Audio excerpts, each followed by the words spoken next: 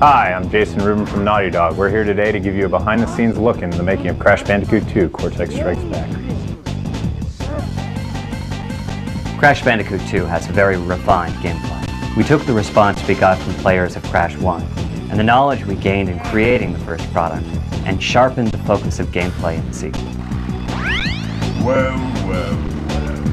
If it isn't Crash Bandicoot, welcome. Instead of a linear map, Crash 2's levels are accessed through a workroom, allowing players to choose which levels he or she would like to attempt next. The levels are larger, with more branches, and they allow greater freedom of movement and camera control. There are far more secret areas, with over 1/3 of the game off the main path.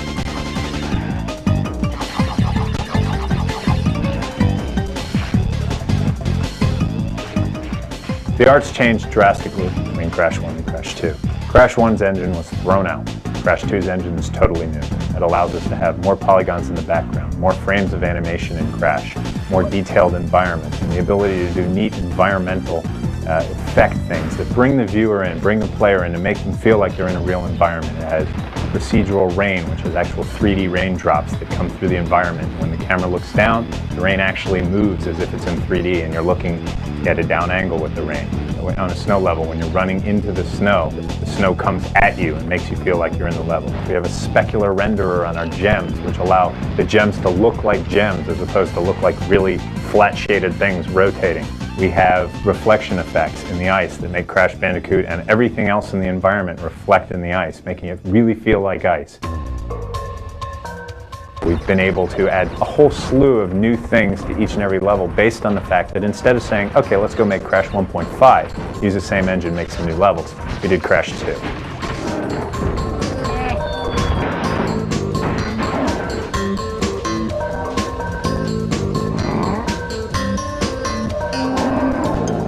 The character animations improved greatly. We have 15 times as much storage for animation in the game and over 20 times as much animation total in the game, allowing almost every death to have its own unique animation that goes along with it.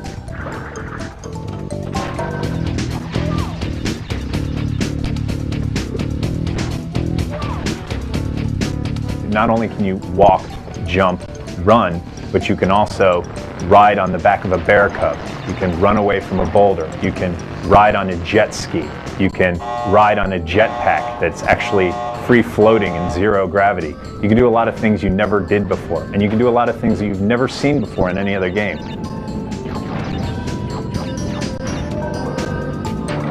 For example, there are levels where Crash can jump up in the air, spin around, and dive underground, creating a little mound, and he can then move around as this mound, getting by everything that's on the surface, but still attacking them by sticking his arm up and spinning them away.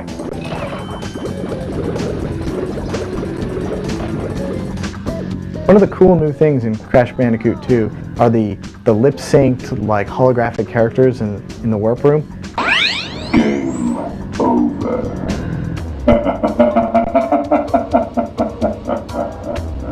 These are particularly cool because they're a combination of tons of people on the team's individual efforts. You got like animators who had to do the facial expressions, the lip syncing with the dialogue, the textures.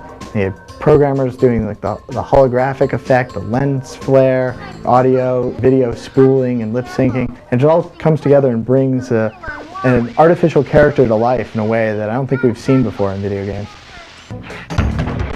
Another thing I'm really proud of is the way in which we utilize the resource of the CD to bring to the player levels that are probably about 10 times as large as the memory of the PlayStation. We do this by kind of laying the whole level out on disk and bringing it in piece by piece in a transparent manner.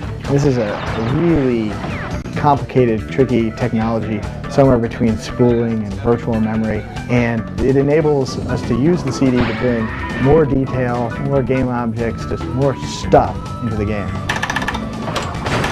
Another thing we're proud of is the sheer number of polygons we muscle through the Crash engine.